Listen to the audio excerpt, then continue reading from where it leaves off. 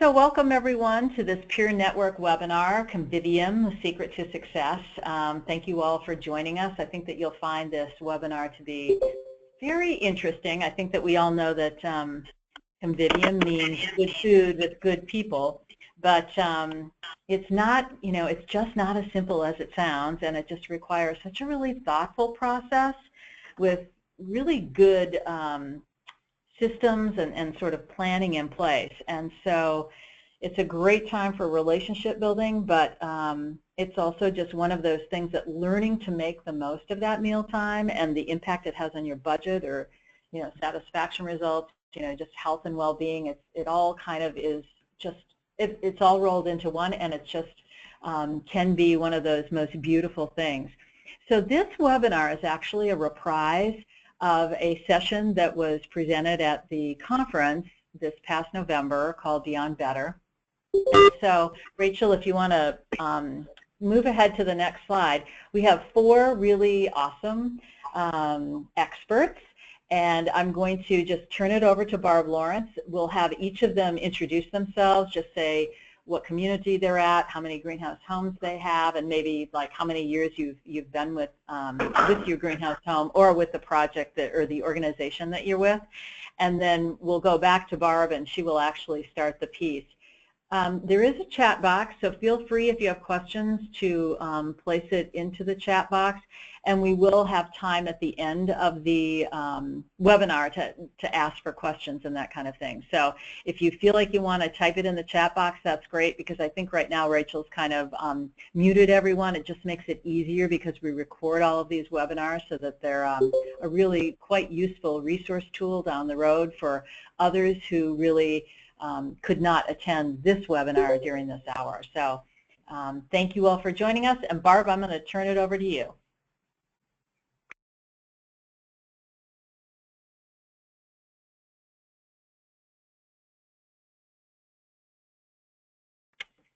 So is Barb muted, do we think? What's that? You can't hear me? Now we can. We couldn't hear you initially. Nice. So. Okay. Anyway, welcome. Welcome, welcome. All right. My name's Barb Lawrence. I am a Shabazz and the guide at Willow Ridge of Mennonite Home Communities of Ohio. We have 2 homes that we opened in fall of 2012. I was part of the original teams before I became the guide. And I do still work as Shabazz 1 day a week in each of our houses. So,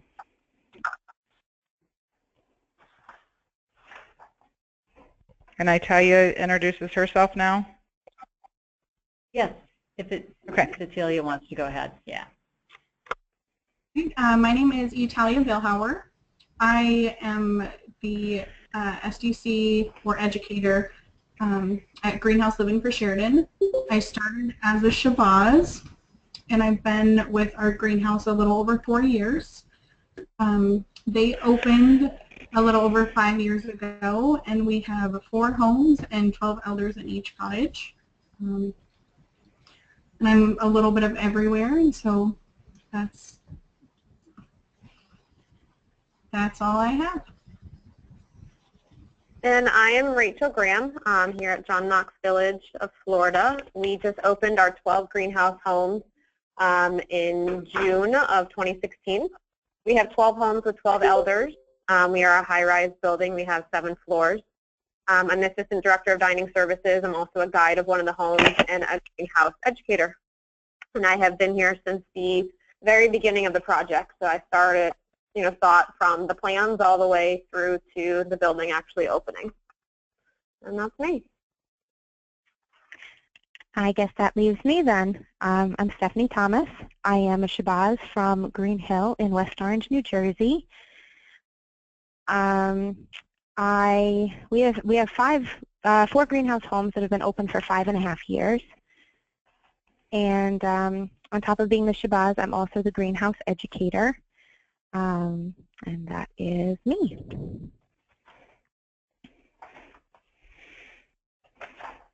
Okay, now we can get started.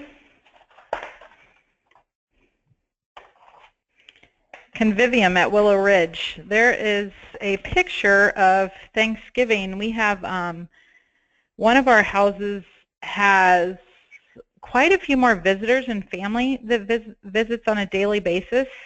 And that was, as you can see in the picture, not only is the countertop covered with food, covered dishes that a lot of the families brought in, but the sinks are full of dirty dishes too, which is just how it is on the holidays.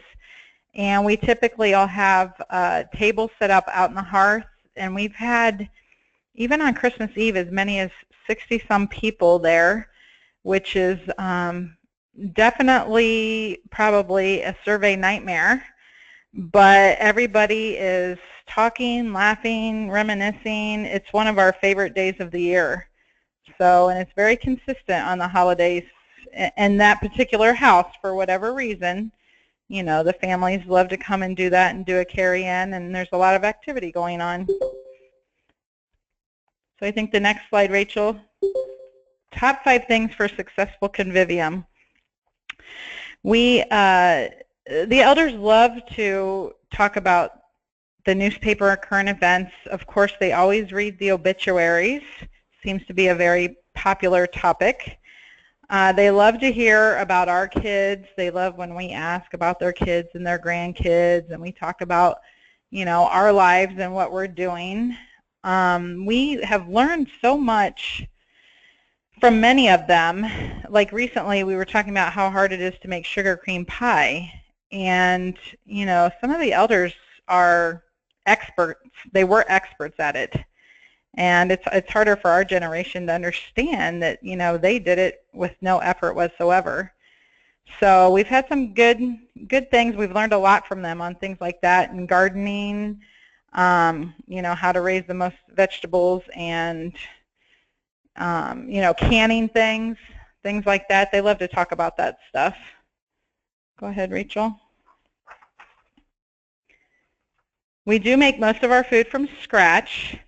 Where we are, the Shabazz, the coordinators, along with the rest of the team, will make a grocery list 3 times a week, and with the help of the elders planning the menus, they will, you know, of course we have to have the dietitian check everything and stuff, but we talk about it a lot at the table and get the menus made, and then they order from our local grocery store 3 times a week. The grocery store has agreed to deliver to us. So our kitchen, our pantry looks very similar to what we have at home. Everything's, you know, there from the order, and we make it all from scratch. So we don't get anything from our legacy building at all. You know, we're less than a mile from our legacy building, but we have figured out how to do it all on our own. And you know, breakfast starts at anywhere from 6 a.m. and lasts until probably 11 a.m. on some days. So there's always breakfast going on, and I think the one house smells like bacon most of the time. So go ahead. We use stimulating topics. We have different themes. There's some pictures there of our Hawaiian. We made a lot of different kinds of kebabs that day and grilled them out. We've had a Western theme. We grill out a lot, even in the winter. That's the one thing that the maintenance guys leave out all winter, because if it's halfway decent weather, we do grill out in the winter. They like to do trivia, like who did what. For some reason, we had a conversation one day about the names of the people who shot different presidents. I don't know what brought that up, but you know, they like to do those types of things. Of course, music is always a good topic. They share frequently about their medical appointments. Sometimes it's a little uncomfortable for the Shabazz, but they like to talk about it. And of course, you know, there's politics and religion seems to come up a lot also. So we try and ask open-ended questions, which of course we've learned a lot from the Greenhouse Project. And it kind of, you know, gets them talking a little bit more. There are some elders that won't just chime in unless we, you know, kind of get something that we direct towards them, something that they can answer. So we definitely use that training that we've gotten. Okay. We definitely are building our relationships through that convivium. Like Dr. Bill Thomas said, if it takes 2 hours to eat a meal, then that's a good meal. It's very hard for the Shabazz to sit there and continue that convivium. They feel the urge to get up and start clearing the table, and as soon as one person gets up and starts clearing anything from the table, it definitely feels like that's the end of the meal. And so then the elders will start to get to move. So we try and consciously make an effort to sit there as long as we have good conversation going on, because the house does revolve around that table, and it's some of our best times are sitting at that table and our best conversations. So it allows them to get, the elders to get to know each other even more too when, when that's happening. Okay. Like I said, we try and involve everyone at the table. In the Frida house, Norma tends to be a little quieter. And so if you can get her to talk, it's interesting to see what she has to say from, back when she was younger. We have family members in both houses that come every day, and as you can see in the pictures, they'll put their hairnets on and they'll help. I think they'd make great Shabazim if given the opportunity. They know the ins and outs, they know the rules, and they follow those rules and regulations that we have, and they take that hairnet out, put it on, they start getting water and getting drinks for the other elders, and they know the routine just as well as we do. And it makes it fun. And when something happens to, their spouse or whatever, we're not only missing the elder, but we're missing their spouse also. So it's definitely like losing multiple family members when that happens. Okay. Make convivium like an activity. Take your time. We do try and do that, and obviously some people are better at it than others. This is a picture of one of our elders' daughter would write these skits for all the holidays, and they were interactive skits. So everybody, she'd make sure every elder had a part. It could be, clucking like a chicken. It could be yelling out hooray. But she would let all the elders know what their part was, and when a certain word was said, then they had to do their interactive part. And the elders, they looked forward to that. It was something that definitely made it feel like an activity and something to look forward to. So there's pictures of some of the elders that are helping out.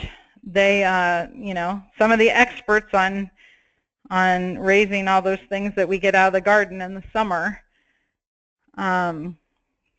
Like I said, we grill out a lot. They like to go outside. They husk the corn. They like to, especially some of the younger elders, like to help and cut up watermelon and things like that. And so we try and make that interactive also and create convivium through that. And we had an elder just recently was sitting there with the nurse, and she just out of the blue, she says, this is a pleasant place to sit and eat ice cream. You don't have anyone staring at you. And the nurse says, have you had that before? And the elder says, yeah, at a different place. And we thought that was very random and interesting, knowing that she has lived in a traditional nursing home, and everything. And she says, we asked her then if, how that made her feel. And she goes, I like it here. So that was one of those aha moments, like, okay, good.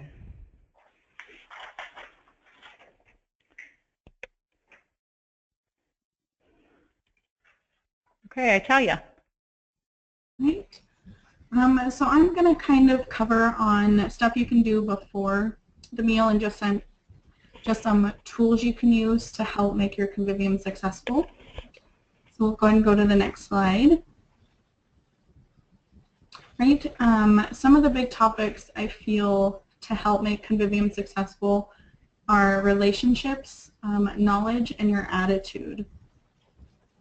Go ahead and go to the next one. All right, so a big one that was mentioned earlier is relationships. In order to have convivium and have that interaction with the elders, it's important to build on that relationship. Get to know your elder. What do they like to eat? What do they like to do? Who were they? before they came to the greenhouse. What did they like to do?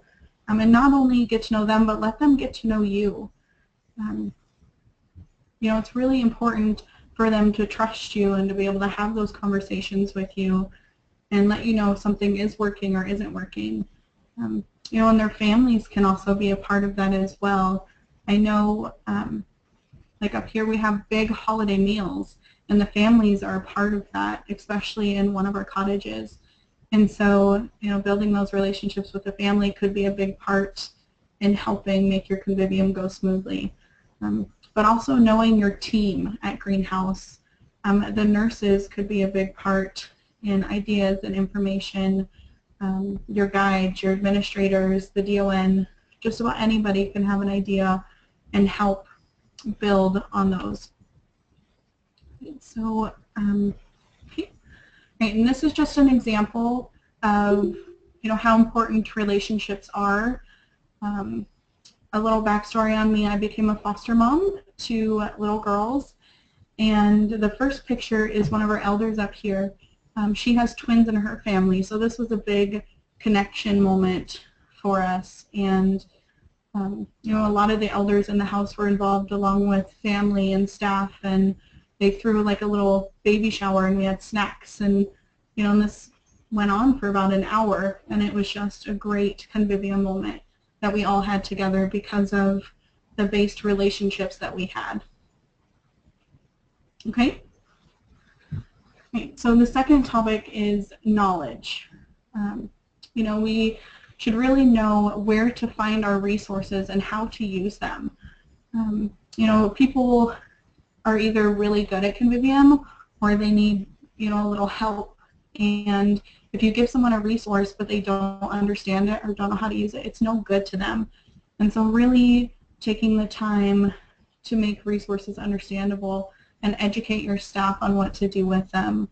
It really helps with Shabazz who are not super strong in this area, and it's kind of a guiding tool for that. Also giving them a good culinary background, how to prepare the meals, what to do with them, you know, how to read the menus, who can they reach out to if they are having issues with a menu or a meal. Also the support system, who can they go to, who should be encouraging these things, where do you find the resources, and then again, you know, knowing your elders. That is a big, big part of it. Okay. Oh, and we're having a fire drill, so I hope you guys don't hear it too bad. Right, so the last one is knowledge. Oh, no. So convivium can begin before the elders even reach the table. A lot of our elders in our homes cooked, and as you can see in the pictures, this was one of our cottages making pie. He spent the whole day making a variety of pie. You know, we also have an elder in one of our cottages that does the dishes and cleans up the dining room table after every meal, and she gets very upset when you don't let her take the dishes. And so why can't you include them in this process? Okay. Okay, and the last one is attitude. Your attitude plays a big role in the success of how the mealtime flows, and even before that. You know, be confident, and that reverts back to knowing where to find resources and what to do with them. If you come in scared and unsure, they're not going to react as well as if you are confident and know what you're doing. You know, also have a willingness to change. Things happen all the time. You know, you could have your pan of chicken burn, or you know, we had our barbecuer catch on fire one day because paper was in there and it just went up. And so things happen, and you know, just be willing to change and make adjustments. If it is a good meal and you have to postpone, you know, go for it. You know, and also be a team player. Ask for help. That is a big thing. With the self-managed work teams, people tend to stray away from asking for help, and so, you know, don't be afraid to ask for it. Okay? Okay, and these are just a few pictures of some of our Convivium moments that we've had. So the one on the top was New Year's, and this was family and elders all just kind of getting together and talking about what their resolutions were. And the picture below that, one of our elders always had an ice cream cake for his birthday every year, and so we made him an ice cream cake. Great. Great. All right, so I am up. So I'm going to talk a little bit about, since we are so newly opened, how we created the recipe for success when it comes to everything culinary. So the 4 main topics I really focused on was, number 1, our training. We had, over 150 shabazim to train. So how did we set them up for success? And then I'm going to touch on our recipes, input, which is so crucial, from all different levels, and support. You can go to the next slide, Rachel. So I'm going to start with culinary training. So we really invested a lot of time in our culinary training. A lot of our shabazim had never, cooked in their own kitchens at home. They had never touched, real chef knives. So we created our own practicum, basically. It was 5 full days. We hired an executive chef who did most of the culinary training, but we also made a team approach. So we included our speech therapist, in every session to train upon, how to make puree food appealing, how to properly do mechanical soft diets while still maintaining flavor and texture and the look. I also participated from the sanitation side. I talked about serve safe and how to follow the ACA regulations. And also our director of dining services participated. So it was really a team-based approach, and that really showed, all of us supporting the shabazim.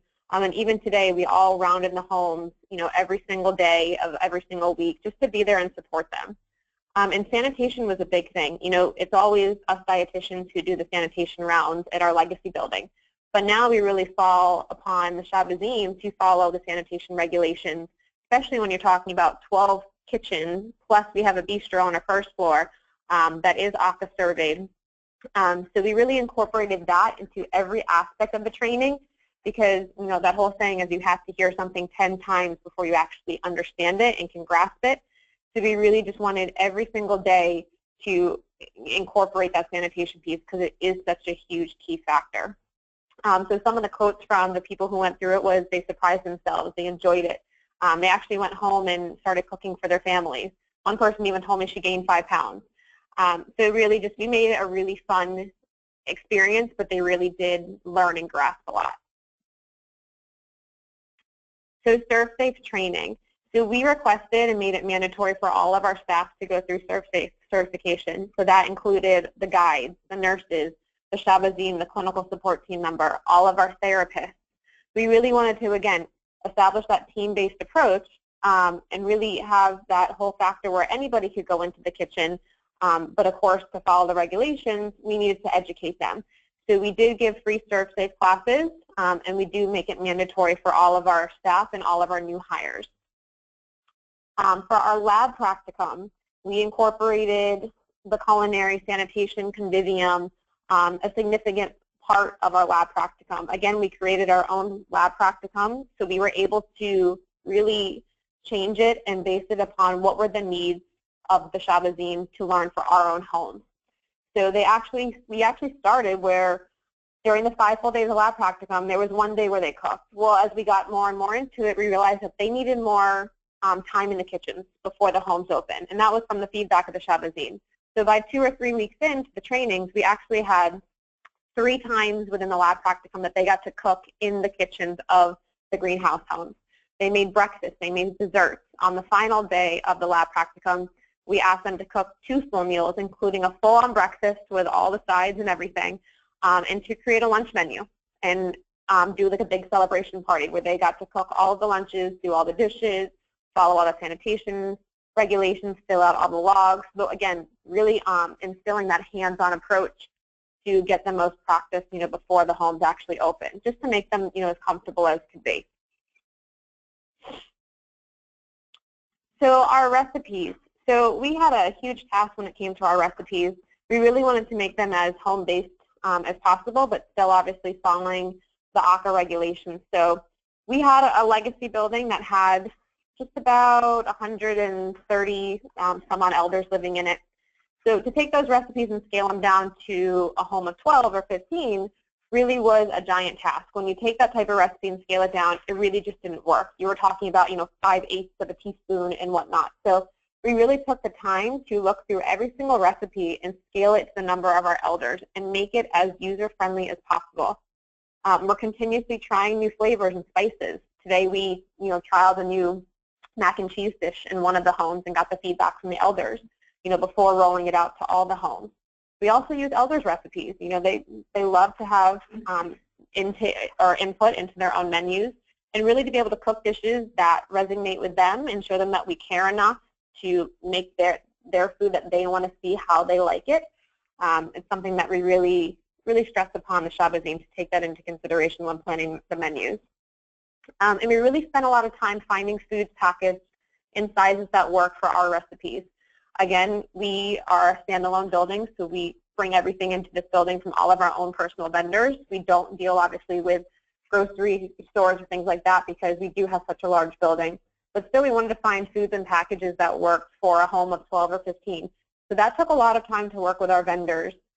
And still, we do run to Publix, every couple days or weeks to find those little niche items that our elders are requesting. So just some fun quotes that I like. Expect and celebrate recipe disappointments. So somebody said before, you're going to burn things, you're going to drop something on the floor, you're going to make something too spicy. One day we had a Shabazim cook something, and instead of using, a quarter of a teaspoon of salt, she used a quarter cup of salt. Well, obviously we couldn't use that, but it's being able to laugh about it and talk about it with the elders and engage them. Again, all those different topics you can talk about around the kitchen or around the dining table.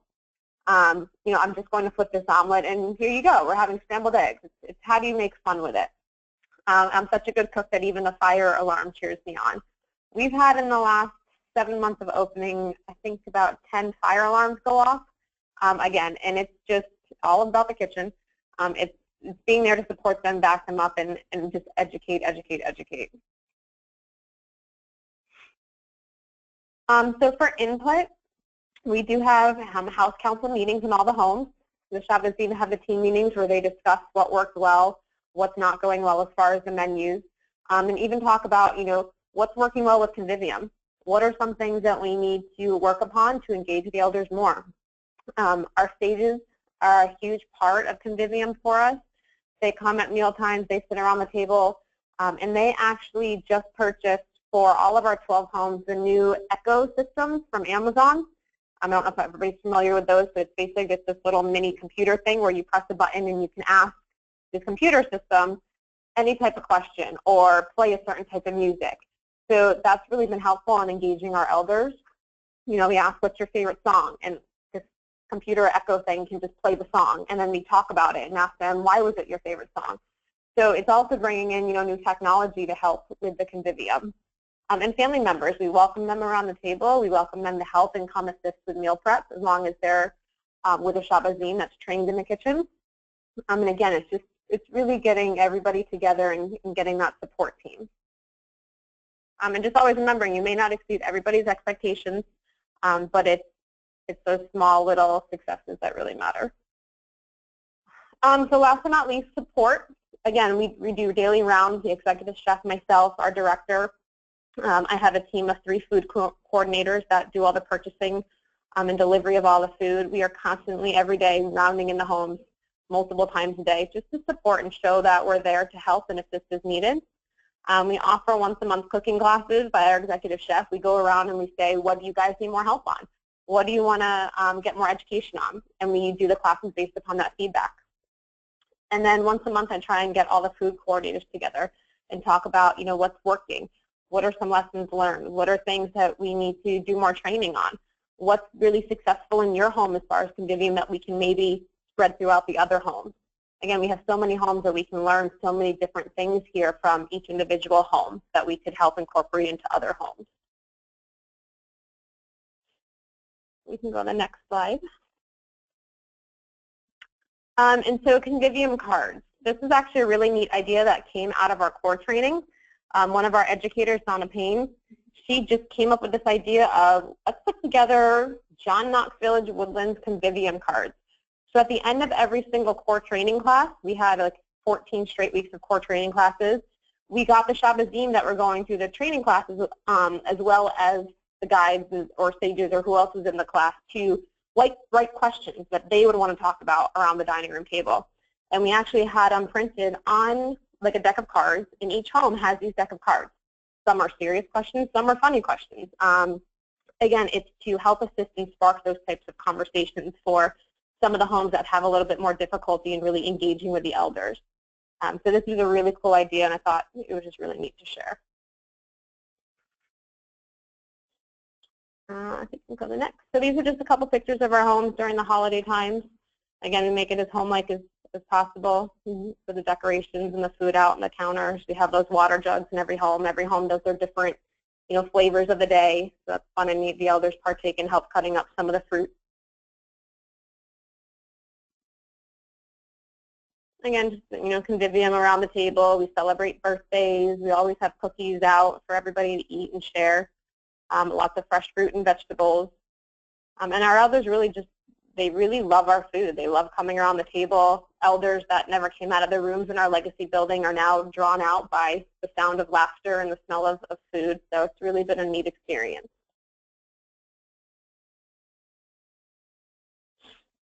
Again, just some more pictures. We celebrated Oktoberfest, so we brought in some O'Douls and some Heinekens, and again, just making it a fun party for everybody. And that is it for me. That brings me to my section, which I've kind of had to take a step back and look at Convivium a little bit differently than I used to. Like I said, our houses have been open for 5.5 years, and our houses have gone through some changes, obviously, over that time period. So I know that we're not the only ones that are dealing with that, and so I wanted to address what you can do to still have those convivium moments as acuity rises within your homes. So the most important thing is to remember that your home, it's a living, breathing thing. It is an ever-changing home, and you're going to constantly be going through waves. You're going to have to adjust, and it's up to us to adjust because we're the ones that are able to. So take into consideration your elders' needs and abilities and how they're changing, and try and figure out how you can support them, not just in their daily care, but also in their mealtime.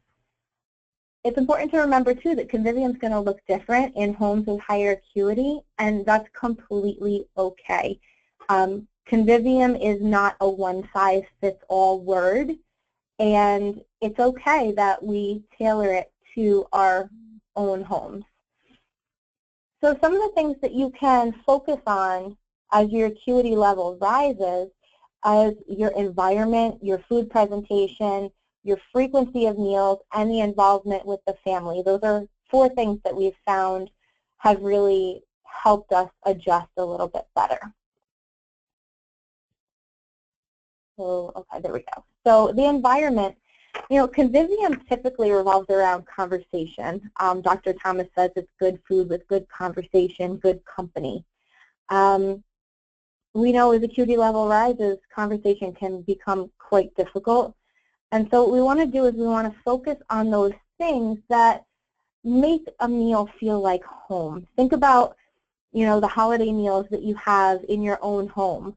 Aside from the conversation, what are you really looking forward to when you sit down to have that meal? You can focus on your table setting. Make sure that you have, nice looking dishes and your cloth napkins and, maybe some decorations on the table. Make it feel special. Make sure that they have enough lighting, because we don't want to, have a dark room, because that's just going to make things more difficult for them. Make sure the temperature is okay. I'm sure that we've all sat in a restaurant that was either too hot or too cold, and it made it not a pleasant experience. Also, music. Music is good as long as it is on low, and so it's not interfering, unless if you are doing something like a music trivia during your meal, then absolutely, have that up a little bit higher. But one of the things you're going to want to do once your acuity level rises is really focus on those one-on-one moments that you're going to have, especially when you have elders that you need to assist with eating. There are a lot of opportunities to have very good one-on-one moments with your elders at that point. Another thing is the food presentation. We tend to think of meals as this big, beautiful plate because that's how we would want to have it and that's how we want to present it to our elders. But as their abilities change, they may lose some of their fine motor skills, and you want to set them up for success. You don't want to give them a plate that is going to make them feel that they are incapable of feeding themselves, because that's really doing the opposite of what we're hoping to do. So use finger foods, make sandwiches, and I say more than just your ordinary because we've learned how to make sandwiches in a million different ways in our house. We like to make garlic bread with cheese, and we will take whatever we make for dinner or lunch, and we will put it on a sandwich.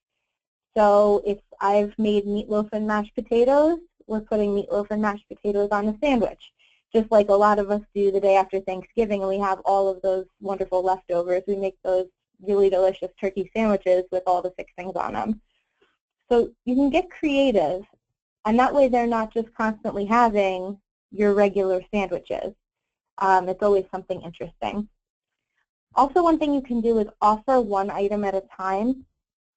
Especially with dementia, a lot tends to overwhelm, and so if you give them one item at a time, they can finish that item and move on to the next. They can process what's going on better if you slow it down for them. Another thing you can do is change the frequency of meals. If you think about yourself, when you have a very busy day, or even if you're having a lazy day at home, sometimes we don't eat, very large meals. And so those large meals can sometimes hinder intake because that big plate is just overwhelming, especially to someone who has a smaller appetite. So offering small meals more frequently can actually help increase the amount of food that your elder eats. I know that our dietitian a lot of times will recommend 6 small meals throughout the day rather than 3 large meals. And if you find that you have more than one elder that is doing this, try to make a little small group with those elders that are having more than the average number of meals, and see if you can get some convivium going in that small group, whether it's playing music they all like or trying to have a conversation. If you know their history also, you can share the elders' stories with the other elders. You can almost narrate their story for them. That way they feel like they are part of the conversation and they don't feel left out. Another thing that's very important is involvement of the family. We've found really great success involving our families. One of the things that we've found is that we love visitors. We love to have the families join, but it's very important that if the family is going to join at mealtime, you need to give them a plate. Whether they're going to eat it or not, you need to give them something, because we've found that because social skills are preserved in the long-term memory, if mom is sitting at the table and their daughter is sitting next to them and has no food in front of her, mom is either going to refuse to eat until she has something in front of her or until she leaves, because this is who we are. We want to make sure that our loved ones are taken care of.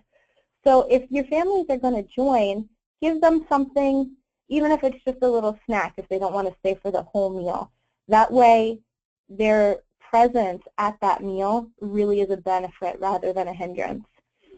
Also, families are a great source of information. You can find out what your elder likes, what they don't like, favorite dishes. You can ask them for the recipe is always a good thing because I know we all make lasagna a different way.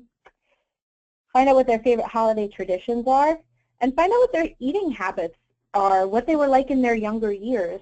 If you have someone that's always been a finger food kind of person, it shouldn't be a surprise that they prefer finger foods now.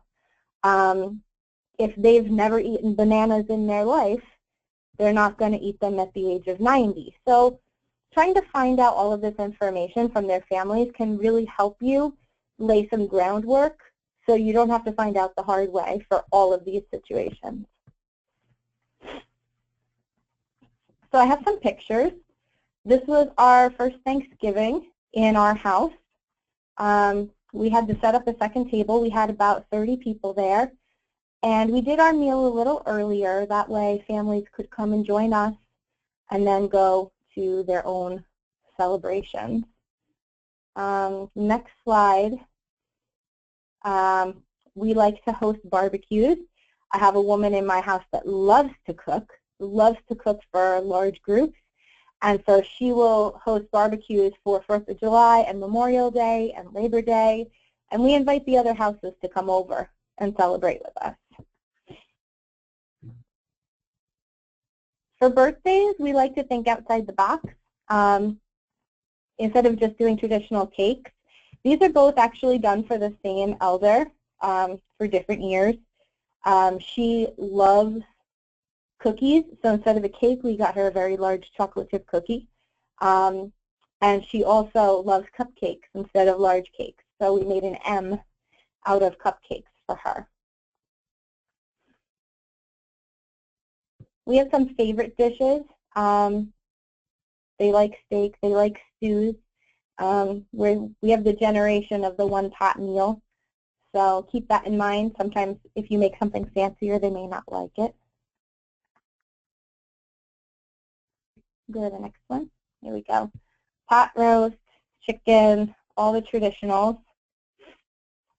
And then we also try, I call them fun and funky dishes because they're things that our elders may not be used to, like calzones and stir-fried beef and broccoli. Those may be things that we like, but our elders are not really used to that kind of chat, that kind of food. We also have, what else do I have here? Desserts. They love their sweets, and so we like to bake pies whenever possible. My house is big on pies and cakes and ice cream. And I think so that might be the last slide for me. Yep, that's it for me. Okay, well, great. Thank you all so very much. Lots of good information. And before we open it up for questions, I know that Patty Fulldagger from Alaska had asked a question, and Barb, I think it was based off when you had kind of talked about family members bringing in food, if I understood it correctly. So Patty asks, how do you keep within the regulation when you allow family to bring in foods for all? And so I know each state is different, and so I'm not sure how that works in Ohio. So. Yeah, the Shabazim have done really well in teaching the family members, and they've come to tell them, like, hey, you're more than welcome to help yourself, but you need to have a hairnet on, and here's this and that. And the family members are so open to that, and they're so good with it, and especially on those holidays. I'm not going to say that somebody doesn't cheat a little, but they know, they're understanding the regulations, and they know that, we have to do things a certain way. So they're really supportive in that and really conscious of that. So it's worked out good so far. Okay, so they don't actually then, just to clarify that, they don't actually bring in the food. You really were talking more in terms of assisting in the home and serving and that kind of thing?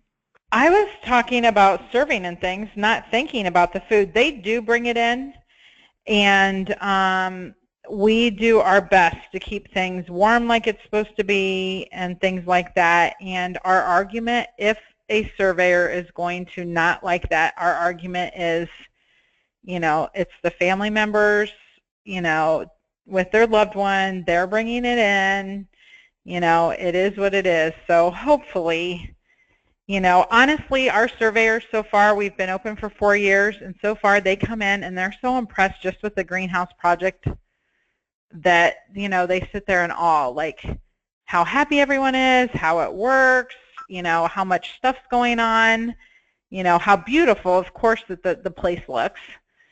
So far, it's been good, but we do let them bring it in. We do the best we can at keeping things at the right temperature. We have an extra refrigerator in the garage, which definitely helps on those days, you know, and they bring stuff in. If it needs refrigerated, we can throw it out there, you know, and stuff. So we do the best we can, but we also think that the most important thing is those elders and that family time and, you know, that good convivium. Okay, excellent. So hopefully, Patty, that kind of answered your question. I think Rachel's going to go ahead and unmute everyone, which could be scary. We might hear lots of different noises. But just in case if anyone has a question and you don't feel like you want to type it in the chat room, I'm going to double check, but I think that was the only one. Oh, I see. And Barb, you even typed in there too. You're so good. I did. Yeah, so I don't see any other questions in here. So, but it's nice that we shared it because not everyone can actually see that. So any other questions? Anyone have anything out there? Because we have a little bit of time.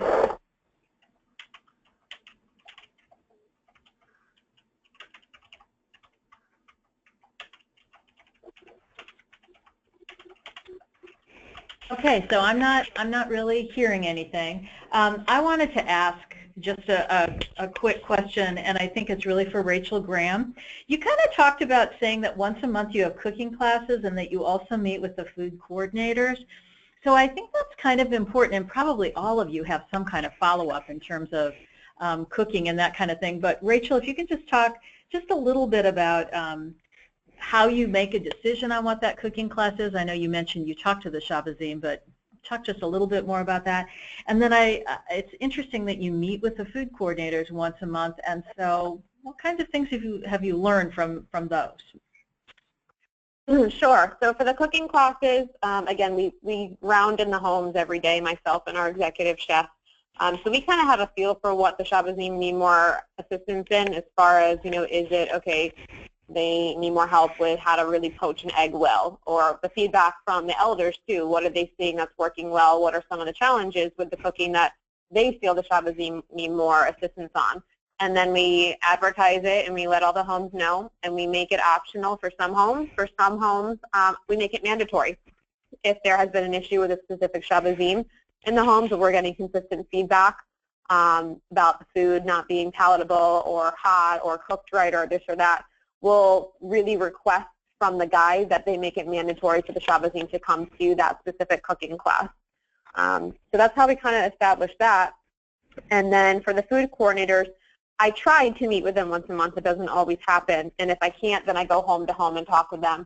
But it's been really interesting being able to get them together because they've been able to talk about, you know, what's working well with the food ordering, what are some homes challenges with it that they can learn from the other homes, where can we kind of do like a peer-to-peer buddy system where if they're having challenges they can work with another home that's really got the sanitation down really well or the food ordering down really well, and just continuously following up with them. We're so new, again, we're only 7 months in that we're just kind of learning as we're going and trying to work through all the challenges.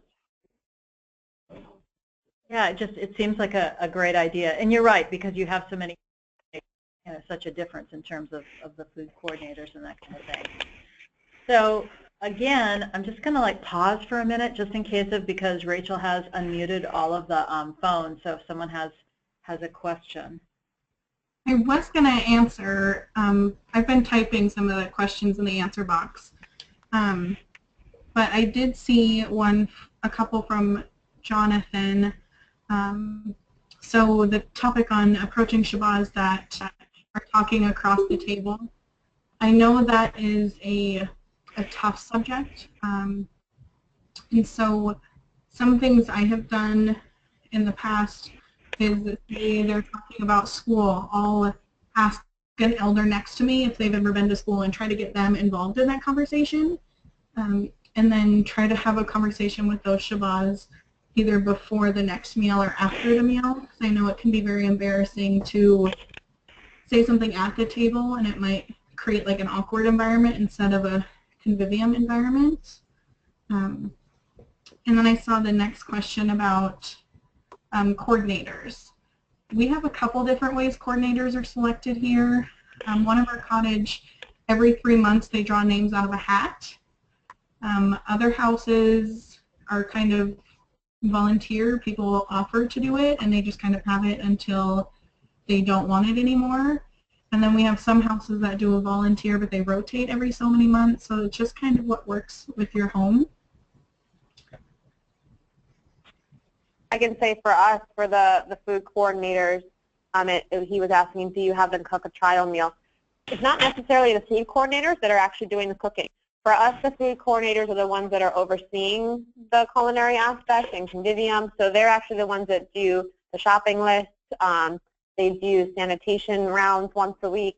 They're kind of just the little mini managers of the kitchen, but they're not necessarily the ones that cook. So for us, they were chosen by consensus at team meetings. We are now that we're past the 6-month mark, and we're now in the process of most of our homes are changing up their coordinators. They recommended for us to wait the first 6 months rather than the first 3 months.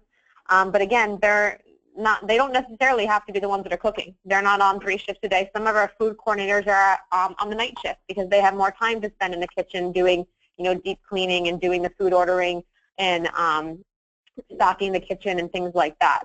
That's how we do it.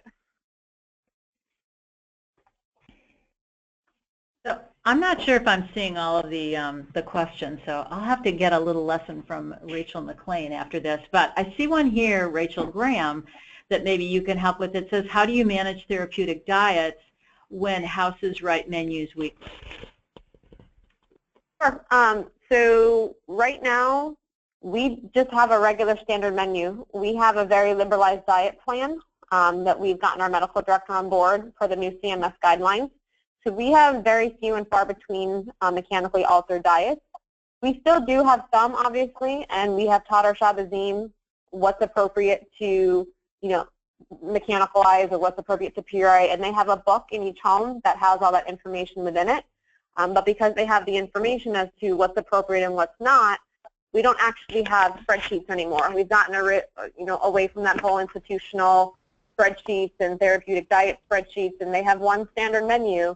And if it's an item that under their do not serve to puree food list falls, they are to serve an alternate that's under the, is capable of pureeing food list.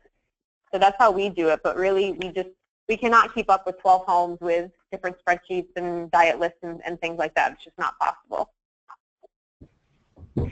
Okay, great. Thank you. I don't know if any of the other Shabazim or, if anyone else wanted to talk about that. If not, it's fine. I'm just asking. We do it the same way in Ohio, too. So we do it that same way. Okay. So that seems pretty across the board, all of you. Like, we have homes from way out west in Wyoming to Florida to Ohio and then up to New Jersey. So we're kind of covering the country. There's another one here that asks, another question that asks cost per meal. So I don't know if you guys have that kind of information. It's possible, Rachel Graham, you might. And then also this person asks, and do you charge the families for meals? So I'll let you guys answer those 2 questions, and then I'll maybe have a comment too. So. In Ohio, go ahead. In Ohio, ours is $7 a day for the elders. That's what's budgeted, and we do charge. We didn't at first, and we left it up to the Shabazim and each house to decide, but they have decided, because we make them responsible for their budgets, their teams are responsible for their budgets. They did decide, they charge $3 to guests, and the guests have really, they've taken to that. They make sure that, you know, they're offering that. If they forget or whatever, it's not like, you know, we chase them out the door or anything. But because they are, you know, all the Shabbazim feel like we want you to come and we want you to join in. But they do, in an interest of the budget, try to, you know, offset that a little bit. And for us in Florida, we're at just over $10 a day per resident for 3 meals a day. We are trying now that we're over the 6-month mark. We have 4 short-term rehab homes, and we're shortly opening a 5th. So we are trying to now cost account the difference between the cost of a short-term rehab home versus a long-term home, because we know we're providing more food and supplies to the short-term rehab home. So I'm sure that's going to offset that cost a little bit. And as far as resident meal or charging for guest meals, we have a very different type of setup here. We're a CCRC, so we have 800 independent living elders, residents on our campus. And they like to come visit their friends over here and think that they can, you know, sit down and enjoy a meal with them more frequently than none. So we're actually working through that communication piece right now. Is how are we going to address that upon admission and for our current independent and assisted living residents that like to come over and visit. We are going to probably start charging because it is something that is being taken advantage of, unfortunately. So I think from the model standpoint, just to say that I think we always try, I mean, as Barb said, you know, they had originally started with not. So we really feel like when a family member comes, it's like someone coming to your home, which is where they're coming, where they're going. And that, you know, charging is not something that, you know, it just seems like if you can work it into the budget, that you'll have some people. Yet I totally understand that there are times, you know, when you really have to talk to someone if they're there always or whatever. So it's good that people are appreciating and understanding that, of course, there are budgets because we all have to deal with that at home. There's one other question here, and then I need to cut it off because I want to make sure that I promote the upcoming webinars. And Rachel Graham, I'm so sorry, I keep picking on you. Someone asked about, are you using a cycle menu with input from the elders, and how is the registered dietitian, you know, managing, reviewing multiple menus, you know, when it changes so often? So I just thought since you're the registered dietitian, you could answer that. Sure. So we are on a 4-week cycle menu. The homes have the ability to change the menus at their will, but they do have to follow a certain protocol, and that includes filling out a substitution form or a menu planning form that either myself or I have 2 other dietitians that work in the building with me that we will sign off on if they do change the menu. And then it's their responsibility to make sure that they're ordering the food on their shopping list for whatever menu item they come up with. So that's how we manage it. It's just with those forms that they have in a book in each of the homes. And I think I want to say that, you know, some homes will start off with that cycle menu until things kind of settle in and they can kind of figure out what their elders really want and that kind of thing. So Rachel, your homes have been open now since like May, so you've had several months of doing that, so that it's all been kind of manageable for you and your team? Yeah, I mean, the short-term rehab home, they're very rarely changing up the menus because of the quick turnover. But the long-term homes, they have free will to change their menus, and some do, and some elders and other homes are perfectly happy with it. But we also change it as a team from the food service operations. We change it up at least once or twice a month. We will switch out a few menu items, put in new ones. So it's not really a seasonal-based menu cycle. It's ever constantly changing for new items that we have, for new recipes we want to try, for new products that are out on the market. Nice, nice. Well, thank you again to each one of you. Truly appreciate you sharing your wisdom and your insight, helping others to really understand Convivium and what that really means, and also, you know, the changing acuity in the homes. I mean, it's something that we all will be working with. So thank you again. I just want to take a moment before we end this to talk about the upcoming webinars. We have 3 different webinars that are going to be happening in February. The first one is another reprise of a session at the conference, and it's the upside of risk. And so, you know, when you focus on safety limits, when you focus on safety, it kind of limits the opportunities for many things to happen in the home. And so surplus safety occurs. So this webinar will really kind of take a look at how some of the adopters across the country have kind of dealt with that and made some changes and really tried to open things up for the elders. Many of you are aware that CMS now has new regulations that are out, and so our next webinar will be with Carmen Bowman, and I'm kind of hoping Rachel can click the slide ahead. Thank you. Carmen Bowman, that will be on Wednesday, February 22nd. It's part 1. It's at 3 p.m. Eastern. If any of you have heard Carmen, she is like such a really excellent expert in terms of CMS. I mean, she was a state surveyor in Colorado. She was part of the CMS central office. She just has great insight into how things are happening and what those new regulations are. And she's really going to highlight the fact that in many cases, greenhouse homes are really already living the new heightened codes. And then the final webinar that we have for February will be on Tuesday, February 28th. And that will be at 3 p.m. Eastern Time. It will be Lessons for Good Beginnings. So this is going to be a great webinar for those of you who are in development and wondering what is it really like when you, you know, start opening up your homes. And so we are so pleased to have 3 different adopters talk about they each opened their homes in 2016. So their ideas are fresh. They're going to share their success. They're going to share where they struggled, you know, what that move-in was like, what the first few months were like, and just some really helpful tips to kind of help those of you who are in development, you know, make that the smoothest possible sort of transition.